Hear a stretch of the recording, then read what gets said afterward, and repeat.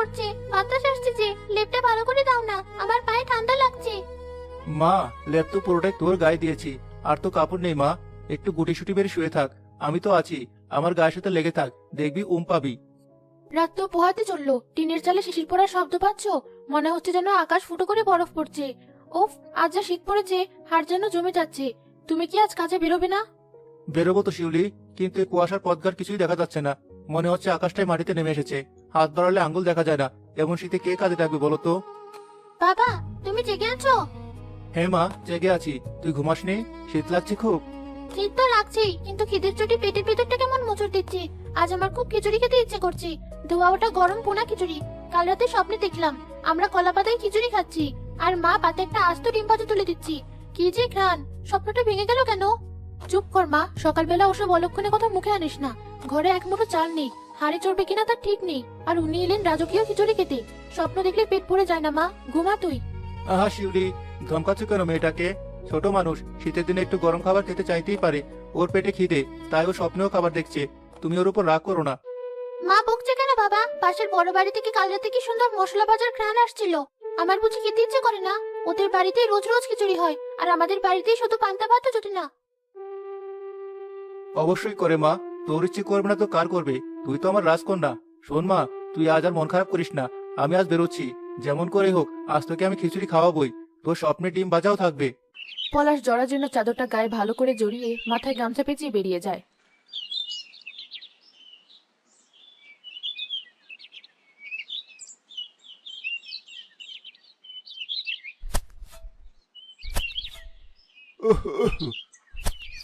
গফুর চাচা, আসসালামু আলাইকুম। এই হাড় কাঁপানো শীতে আপনি একাই মাঠে? ওয়ালাইকুম আসসালাম। কে রে? কুয়াশায় তো মুখ চেনা যায় না, গলা স্বর তো চেনা চেনা লাগছে। পলাশ নাকি? জি চাচা, আমি পলাশ। এত সকালে এই ঠান্ডায় আপনি খেতে নামলেন কেন? আপনার তো কোমরে বাত, শরীর খারাপ করবে তো। উঠে আসুন চাচা।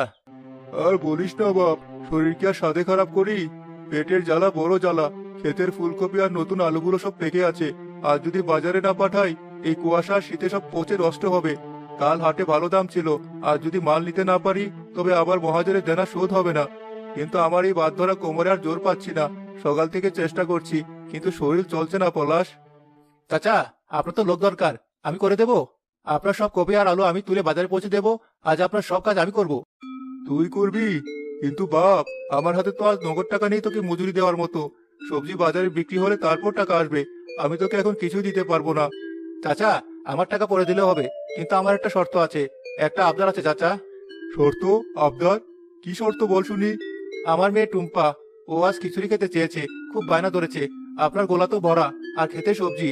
মজুরি হিসাবে আমাকে যদি শের দেড়েক নতুন আমন চাল, একটু ডাল, খেতে টাটকা সবজি দেন, তবেই আমি কাজ করব। আমার মেয়েটার মুখে আজ হাসি ফোটাতে চাই চাচা। নগদ টাকা না দিলেও চলবে, শুধু খাবারের ব্যবস্থাটা করে দিন। শুধু এটুকু চাস? তোর মেয়ে খিচুড়ি খাবে? আহারে পাগল, তুই কাজটা করে দে। আমি তোকে আমার গাছের সেরা সবজি আর গোলা থেকে নতুন চাল দেব। শুধু তাই না, তোকে আমি ডিম কেনার নগদ টাকাও দেব। আমার নাতনির বয়সী মেয়েটা খেতে চেয়েছে, আর আমি দেব না? যা, নেমে পড় খেতে, দেরি করিস না। সত্যি বলছেন চাচা? সৃষ্টিকর্তা আপনার ভালো করুক, সৃষ্টিকর্তা আপনার হাত বাড়িয়ে দিক। আমি এখনই নামছি, চাদরটা এখানে রাখলাম।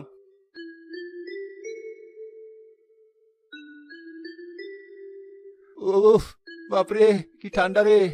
মনে হচ্ছে বরফে নদীতে নামলাম। হাত পা জমে যাচ্ছে, আঙ্গুলগুলো সোজা করতে পারছি না। কিন্তু না, থামলে চলবে না। টুম্পার মুখটা মনে করো পলাশ, টুম্পার মুখটা মনে করো, খিচুড়ির ধোয়াটা মনে করো।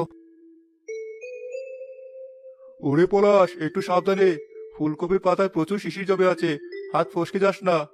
আর শোন, কপিগুলো কাটার সময় বোঁটাটা একটু বড় রাখিস, আর পাতাগুলো সব ফেলবি না। দু তিনটে পাতা থাকলে কপি তাজা থাকে, বাজারে দাম বেশি পাওয়া যাবে। জি চাচা, আমি খেয়াল রাখছি। এই দেখেন কেমন বড় বড় কপি হয়েছে আপনার, একদম দুধের মতো সাদা। এক একটা ওজন তো মনে হচ্ছে 2 কেজির উপরে হবে। হ্যাঁ, অনেক যত্নের ফসল। সার পানি কম দেইনি, কিন্তু ওই যে কোনার দিকে মূলাগুলো আগে তোল। ওগুলো আজই হাটে না নিলে বাসি হয়ে যাবে। মূলা শাকগুলো ছিঁড়িস না যেন, শাকসব মূলার দাম বেশি হয়। চাচা, মাটি তো শক্ত হয়ে আছে ঠান্ডায়, মোলা তুলতে গিয়ে যদি ভেঙে যায়? গোড়া তো অনেক গভীর মনে হচ্ছে। আরে না, ভাঙবে না। তুই গোড়ার মাটিটা আগে একটু আলগা করে নে, তারপর গোড়া ধরে টান দিবি। পাতার আগায় ধরে টানিস না, তাহলে পাতা ছিঁড়ে হাতে চলে আসবে।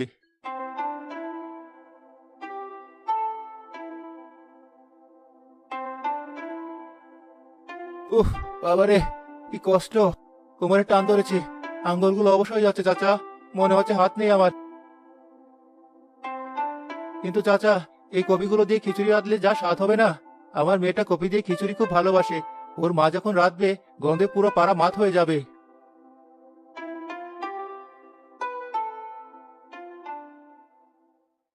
চাচা, আলুর ডিলিটা তুলবো, নতুন আলু তো বাজারে খুব চলছে। তুল, তবে সাবধানে। কোদাল চালানোর সময় খেয়াল রাখবি যেন আলুর গায়ে চোট না লাগে। খেতে গেলে কেউ কিনবে না।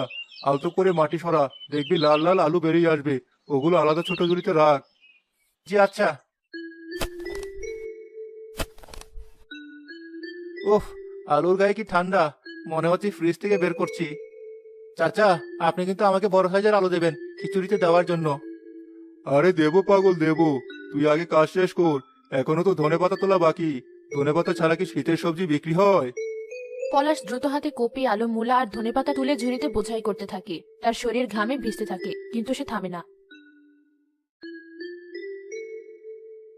এই যে টাটকা ফুলকপি, নতুন আলু, শীতের সেরা সবজি নিয়ে যান বাবুরা, একদম ক্ষেত থেকে তোলা, শিশির ভেজা সবজি, এখনো কষ ঝরছে। ও ভাই, নিয়ে যান। ওহে ভাই, কপির জোড়া কত? ওই বড় দুটো। বাবু, একদম মাখন কপি, দেখেন হাতে দিয়ে, পোকামাকড় নেই, জোড়া মাত্র 40 টাকা, নিয়ে যান, ঠকবেন না। 40 টাকা? কি বলো, ডাকাত নাকি? বাজারে তো 30 টাকা তো পাওয়া যাচ্ছে। বাবু, 30 টাকার কপি আর আমার এই কপির মধ্যে তফাৎ আছে, ওগুলো বাসি, আর এটা আমি এইমাত্র হাড় কাঁপানো শীতের মধ্যে নেমে তুলে এনেছি। দেখেন পাতায় এখনো শিশির লেগে আছে, আর সাইজ দেখেন, 30 টাকায় দিলে আমার পোষাবে না বাবু, আমার গফু চাচার অনেক খরচ হয়েছে। আচ্ছা বাবা, অত কথা বলতে হবে না, 35 টাকা দেবো, দেবে? না দিলে আমি অন্য দোকানে গেলাম। 35 টাকা? আচ্ছা যান, বনিটা আপনার হাতেই হোক, কিন্তু বেছে নিতে পারবেন না, আমি যা দেবো তাই নিতে হবে। ঠিক আছে, দাও, তবে ভালো দেখে দিও, পচা দিও না যেন। পচা জিনিস আমি বেছি না বাবু, গরিব হতে পারি কিন্তু অসৎ না।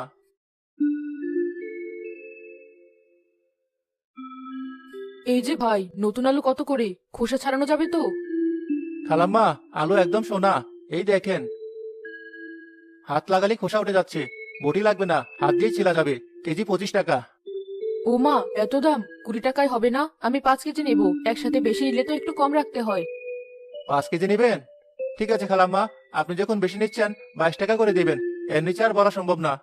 গোবর চাচা আমাকে বলে দিয়েছে মালের যেন দাম না কমাই, কিন্তু আপনি মায়ের বয়সী, তাই দিলাম। আচ্ছা দাও, তবে দাড়ি পাল্লায় যেন কম না হয়, আজকাল তোমাদের বিশ্বাস নেই। খালাম্মা, ওজনে কম দিলে পরকালে জবাব দিতে হবে, আমি বরং একটু বেশি দিচ্ছি। এই নিন একটা ফাও, বাড়ি গিয়ে আলুর দম রাখবেন, দেখবেন গলে ক্ষীর হয়ে গেছে।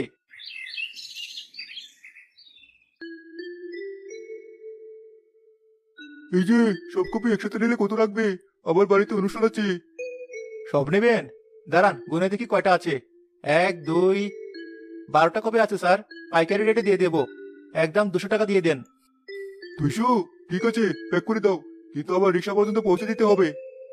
অবশ্যই স্যার, আমি মাথায় করে পৌঁছে দেবো, আপনার কোনো কষ্ট করতে হবে না।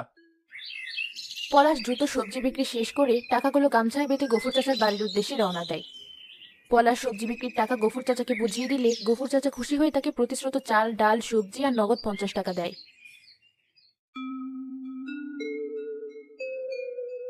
ও দোকানি ভাই, আমাকে জলদি কিছু জিনিস দেন, আমার খুব তাড়া। কি লাগবে পলাশ ভাই? এত খুশি খুশি লাগছে কেন আজ? লটারি জিতেছো নাকি? লটারির চেয়েও বেশি ভাই, আজ আমার মেয়ের খুশির দিন, আমাকে খাঁটি সরিষার তেল দেন 1 পোয়া, একদম ঘানি ভাঙা তেল দিবেন, ঝাঁজ যেন থাকে। গফুর চাচা চাল ডাল দিয়েছেন, কিন্তু খিচুড়ির জন্য ডালটা একটু বেশি লাগে, ডাল বেশি না হলে খিচুড়ি জমে না। আর কিছু লাগবে? হ্যাঁ ভাই, গরম মশলা আছে, এলাচ, দারচিনি, খিচুড়িতে একটু সুবাস না হলে মেয়েটা পছন্দ করে না, 2 টাকার এলাচ আর 2 টাকার দারচিনি দেন, আর তেজপাতাও দিয়েন 4-5টা। এই নাও সব, লবণের প্যাকেট লাগবে না? ওহো, ভালো কথা মনে করেছেন, ছোট একটা লবণের প্যাকেট দেন, আর শুকনো মরিচ দেন তো কয়টা, খিচুড়ির সাথে পোড়া মরিচ জলে খেতে যা লাগে। সব দিলাম, দাম হয়ে যায় 35 টাকা। ভাই, বাকি 15 টাকা 4টা ডিম দেন তো, হাঁসের ডিম হলে ভালো হয়, না হলে মুরগির ডিমই সই, আমার টুম্পা হাঁসের ডিম বেশি পছন্দ করে। হাঁসের ডিমই আছে, বড় বড়, এই শীতে হাঁসের ডিমের কদর বেশি, নিয়ে যান, সাবধানে নেবেন, ভেঙে যেন না যায়। আহা, আজ টুম্পার কপাল খুলে গেছে, হাঁসের ডিম ভাজা আর ভুনা খিচুড়ি, দোকানি ভাই, আমি আসছি, বেলা গড়িয়ে যাচ্ছে, মেয়েটা আমার না খেয়ে বসে আছে, দোয়া করবেন ভাই। টুম্পা, ও টুম্পা মা, কোথায় তুই? দেখ, তোর বাবা চলে এসেছে। ও শিউলি, শিউলি। বাবা, তুমি এসেছো? আমি কতক্ষণ ধরে বসে আছি জানো? আমি ভাবছিলাম তুমি আর আসবে না। তুমি ফিরলে? আমি তো ভেবেছিলাম আজ বোধহয় আর হলো না। এত দেরি করলে কেন? সে কখন গিয়েছো? আরে, দেরি হবে না। গোবর চাচার এক এক কপি আর আলু তুললাম, তারপর মাথায় করে 3 মাইল দূরের হাটে নিয়ে বেচলাম। ক্রেতাদের সাথে দরদাম করতে করতে গলা শুকিয়ে গেছে, তবে কষ্ট সার্থক হয়েছে শিউলি। এই দেখো কি এনেছি। এই দেখো, গফুর চাচার গোলার নতুন আমন চাল, সুগন্ধি চাল, মসুর ডাল, সরিষার তেল। আর এই দেখো, 4টে বড় বড় হাঁসের ডিম, আর সাথে 2টো কচি ফুলকপি, নতুন আলু, ধনেপাতা আর কাঁচা মরিচ তো আছেই। হাঁসের ডিম? মা দেখো দেখো, বাবা হাঁসের ডিম এনেছে, আমি ডিম ভাজা খাবো। তুমি কি জাদু জানো? সকালে হাতে একটা পয়সা ছিল না, আর এখন রাজভোজের আয়োজন। গফুর চাচা এত কিছু দিল? দিল মানে? আমি কি মাগনা এনেছি? শরীরের রক্ত পানি করে কাজ করেছি, তার বদলে এনেছি। গফুর চাচা খুব ভালো মানুষ, আমাকে ডিম কেনার জন্য আলাদা টাকাও দিয়েছেন। উনি বলেছেন এটা ওনার নাতনির জন্য উপহার। সৃষ্টিকর্তা ওনার ভালো করুক। গরিবের দোয়া ওনার লাগবে। তুমি আর দাঁড়িয়ে থেকো না, হাত মুখ ধুয়ে নাও, আমি এক্ষুনি রান্না চড়াচ্ছি। হ্যাঁ, তাড়াতাড়ি করো, আমি টিউবওয়েল থেকে পানি এনে দিচ্ছি। আর টুম্পা মা, তুই মায়ের সাথে হাতে হাতে কাজ কর, কলা পাতাগুলো কেটে আন বাগান থেকে, সবচেয়ে কচি পাতাটা কাটবি। আমি এক্ষুনি যাচ্ছি বাবা, সবচেয়ে বড় আর সবুজ পাতাটা আমি কাটবো, আজ আমরা পাতায় করে খাবো।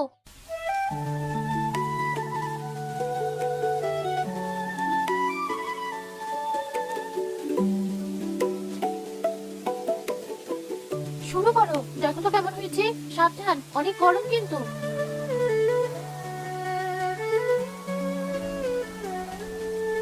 আরে, কি রূপ খিচুড়ি, মনে হচ্ছে কোনো রাজার বাড়িতে খেতে বসেছি। এর কাছে পোলাও করবা ফের। নে মা টুম্পা, তুই আগে মুখে দে।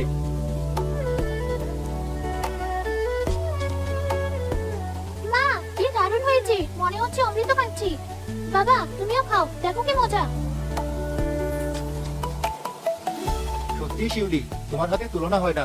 এত কষ্ট করে কাজ করাটা সব সার্থক হলো। এই এক লোকমা খাওয়ার জন্য আমি পাহাড়ও কাটতে পারি। তোমার কষ্টের ফল এটা। আমি তো শুধু রেঁধেছি, তুমি না থাকলে আজ মেয়েটা না খেয়েই থাকতো। বাবা, আমার ডিম ভাজিটা তোমাকে একটু দিই, তুমি তো ডিম খুব পছন্দ করো, তুমি আজ অনেক কাজ করেছো। না মা, আমি খাবো না, তুই খা। আমরা খিচুড়িতেই শান্তি। তোর খাওয়া দেখলে আমার পেট ভরে যায়। বাপেরা কি সবসময় খায় পাগলি? আর আধিক্যতা করতে হবে না। এই নাও, তুমিও খাও। তুমি না খেলে আমারও খাওয়া হবে না। সংসারে অভাব থাকতে পারে, কিন্তু আজ আমাদের মনে কোনো অভাব নেই। ঠিক বলেছো।